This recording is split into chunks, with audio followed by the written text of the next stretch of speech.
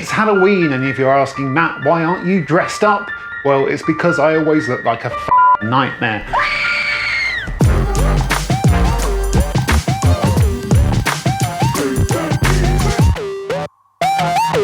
Hello and welcome to Big Foodie Geek. I hope you're well, and it is that time of year. It is my favourite time of year. No, it's not Christmas. It is the spooky season. It is Halloween, and I feel like I haven't done a Halloween related video for quite a long time. I think last year I didn't get around to doing one, and then the year before that I wasn't doing videos. So it's probably been a good 2 or 3 years since I've done a Halloween video, so I thought I'd rectify that. I'm also going to try and keep this intro short because I'm not feeling well and my voice is not the best today.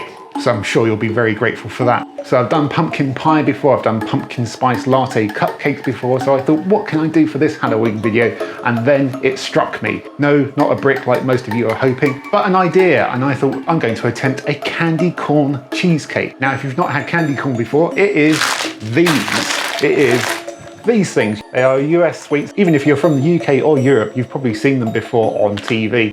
They're not generally available in supermarkets in the UK, but you can easily get them off of Amazon, which is where I got these. So I thought, I'm going to do a candy corn cheesecake.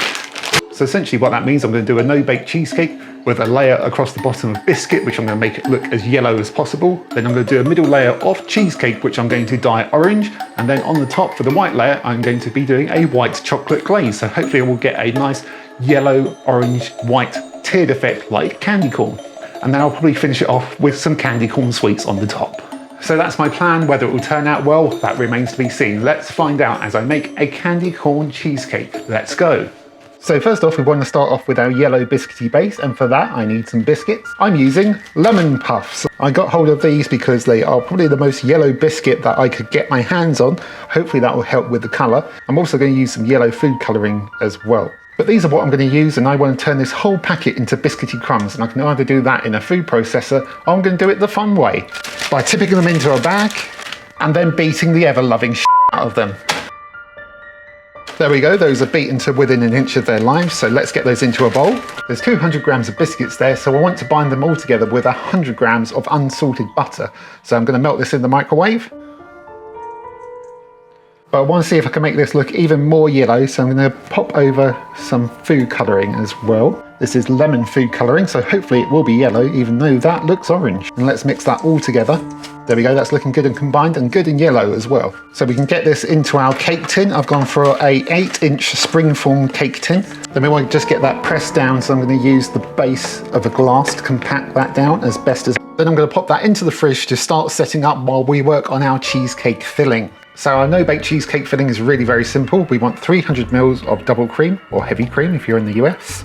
And then we want 600 grams of cream cheese, or in this case mascarpone cheese, which is a type of cream cheese, and 100 grams of icing sugar. Sift that in because it is very lumpy to start with. Then because candy corn does have a slightly honey taste to it, I'm going to put in a couple of tablespoons worth of honey. Then I'm just going to start to bring that all together. But before I bring it together too much, I want to get some orange colouring into there. So I have got some orange food colouring. Let's go quite generous with a good few drops. See how we get on with that. I reckon we can stand a few more drops, don't you? There we go, that is nice and stiff to be able to spread into our cheesecake tin. Still not as orange as I would like it to be. I used that whole tube of food colouring, but we'll go with it. That's what we've got, so that's what we'll use. With our cheesecake base that has already been chilling up, I'm going to scoop over the actual filling. Not going to do all of it to start with.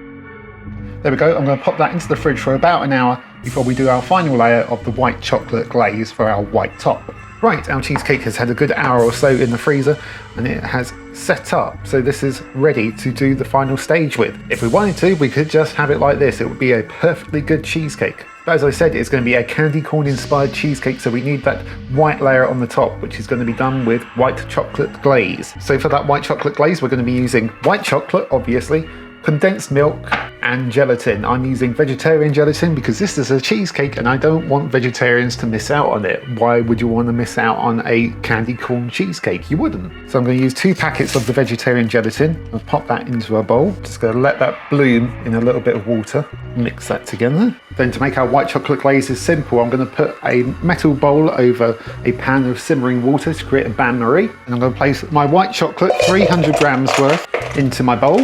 Then I'm going over with my whole tin of condensed milk. Look at that. Then I'm just going to let that melt together over that heat.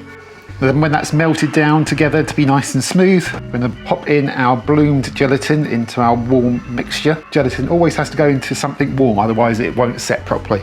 Let that melt and combine through. Then we'll remove that from the heat. And then we're just going to get this glaze over our cheesecake. This is why it needs to be really set, because otherwise this hot glaze would completely melt everything under there. But I'm not quite finished, because I am going to finish it off with a decoration of candy corn.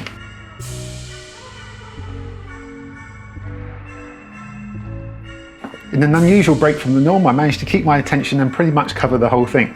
So this can now go into the fridge and set up completely. Okay, this has had a good 90 minutes to chill, and this has set up nicely on the top. So I'm going to attempt being the operative word, to get this out of the tin in one piece, which is always my worry. So I'm going to go around the edge a little bit. Right, let's hope this comes out of the tin in one piece-ish. Yes, mostly intact. That has mostly come out pretty well. Let's see if that has a 3-tier effect. Yeah, there we go. That's got a yellow base, an orange middle, and a white top, like a candy corn. It's very tenuous, but it worked. So with it out of the tin, I guess there's nothing left to do but to take a slice and see how it tastes. Okay, the moment of truth. Let's see if I can get a good slice of this candy corn cheesecake, or candy corn inspired cheesecake, out of here. So in we go. Oh yeah, that is a gooey top. Could it have had longer to set? Maybe, but let's roll with it. Out you come. How are we doing? Oh, look at that. Whoa. It's all right, we're okay. It's still in one piece. Should have seen that coming.